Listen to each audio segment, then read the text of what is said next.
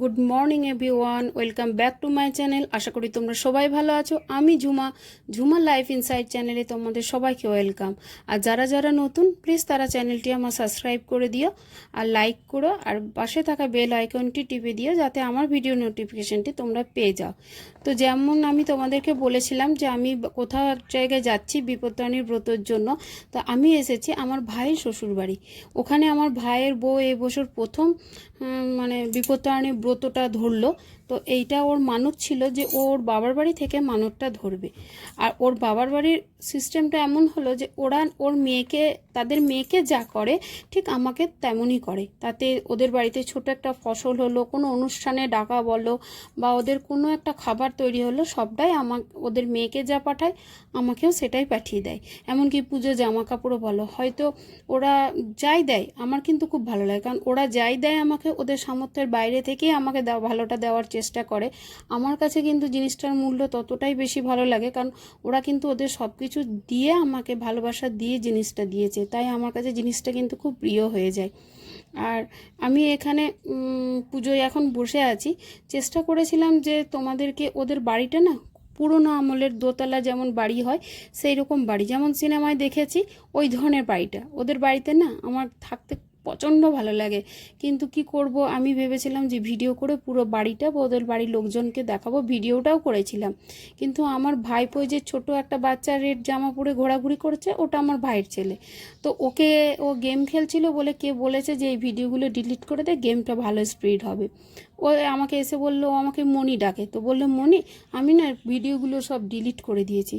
আমার তো মাথায় হাত, কিন্তু কি করব, তোমাদেরকে যেহেতু আমি ভিডিওটা দেখাবো বলেছিলাম, তো যেমন পারলাম সেটুকুই দেখালাম। কারণ অন্তত মা বিপত্তারিণীর দর্শনটা তো হলো, কারণ মা বিপত্তারিণী বিপদ তারে সম্পত্তি বাড়ায় আর সব কিছু দুর্ভোগ দূর করে।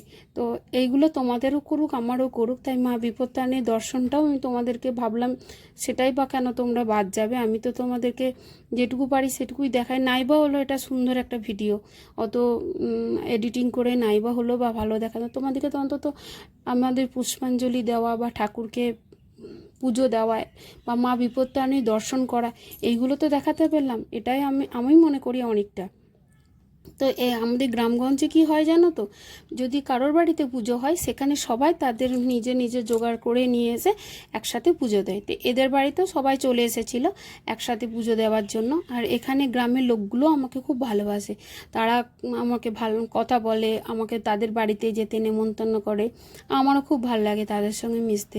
কী বা করা যায় বলো, সবার সঙ্গে তো মিশতেই হবে, কারণ এইটাই রয়ে যাবে জীবনে, আর তো কিছু থাকবে না।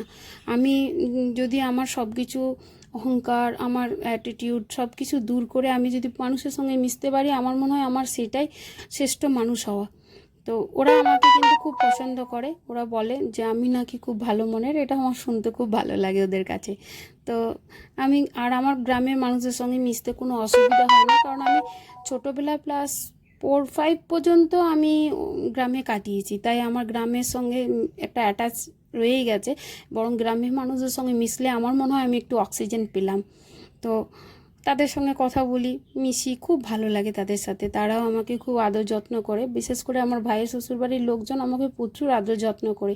আর আমার ভাইয়ের বউ ও আমাকে ছাড়া কোথাও যেতে চায় না, কারণ ও বিয়ের পর থেকে ও এটাই বলে যে দিদি তুমি কিন্তু আমার পাওয়ার, তুমি পাশে থাকলে আমি কিন্তু আমার মানে ভয়টা লাগে না, তুমি আমার সাথে থাকলে আমি সব পারি। তো গেছিলাম, সেই দিনটাও ওদের বাড়িতেই ছিলাম। পরের দিন বিকেলে আমরা এসে গেছি। তো এখানে পুষ্পাঞ্জলি পর্ব চলছিল, একটা ভাই ছিল ছোট করে, ওকেই বলেছিলাম ভাই তুই আমার ভিডিওটা একটু করে দে। তো ও করে দিচ্ছিল, আসলে ও ছোট বাচ্চা, তো যেমন পেরেছে সেটুকুই করে দিয়েছে, কারণ ওখানে আর ভালো করে স্ট্যান্ড দিয়ে কোনো ভিডিও করার কোনো স্কোপ নেই। অনেক লোকজন, বাইরেও প্রচুর লোকজন পুষ্পাঞ্জলি দিচ্ছে। তো এইভাবে আমি মানে যে করেছিলাম। আমিও অনেক দিন থেকে বিপত্তারিণী ব্রতটা করি। আমার ভাইয়ের বউ এবছর প্রথম ধরেছিল, আমি, মা আর ভাইয়ের বউ তিনজন মিলেই গেছিলাম ওখানে, ওদের সঙ্গে মিশে থেকে ভালো করে পুজোটা দিয়ে আনন্দ করে বেশ মজাই লাগছিল। তো আমি ভিডিওটা আমার অসুস্থতার কারণে দিতে পারিনি, কারণ আমি প্রচণ্ড অসুস্থ হয়ে গেছিলাম। তোমরা তো জানো আমি মাঝে মাঝে অসুস্থ হয়ে পড়ি, সেটা কেন আমি জানি না, কিন্তু সেই জন্য দিতে পারিনি। আর আমি তারপরে বিকেলে চলে এসেছিলাম বাড়িতে ছিল ভাইয়ের বউয়ের বার্থডে। তো ভাইকে বললাম যে কিছু একটা কর, ও তো আমাদের জন্য অনেক করে, ওকেও তো স্পেশাল ফিল করাতে হবে। আর আমার ভাই কিন্তু ব্যবসায় খুব ব্যস্ত। তো তার মধ্যেও দেখলাম রাত 9টার সময় কেক আর গিফট নিয়ে হাজির, কিন্তু এখন 11টা বাজে। ও তো 11টার আগে আমার ভাইয়ের বাড়িতে সময় দেওয়া সম্ভব হয়ে ওঠেন না। তো 11টার সময় কেক কাটিং হলো, কেউ নেই, আর মা তো ছিল না, মা একটু বাইরে গেছিলো। তাই বাবা, আমি, ভাইয়ের বউ, ভাইয়ের ছেলে এই নিয়ে আমরা কেকটা কাটিং করেছিলাম, কারণ আর কেউ ছিল না বাড়িতে। এই কজনই মিলে করেছিলাম, কারণ আমার বাড়ির লোককেও বলা হয়নি। আর এইটা হলো ওর বার্থডে গিফট। ওই অর্ডিনারি পড়ার জন্য নিয়েছে, বা তোলা আর জোড়া আছে, এটা অর্ডিনারি পড়ার জন্য নিয়েছে। ভাই এসে আমার হাতেই দিল, তাই আমিই দেখাচ্ছি জিনিসটা। তোমাদের সঙ্গে দেখা হবে আবার নেক্সট ব্লগে।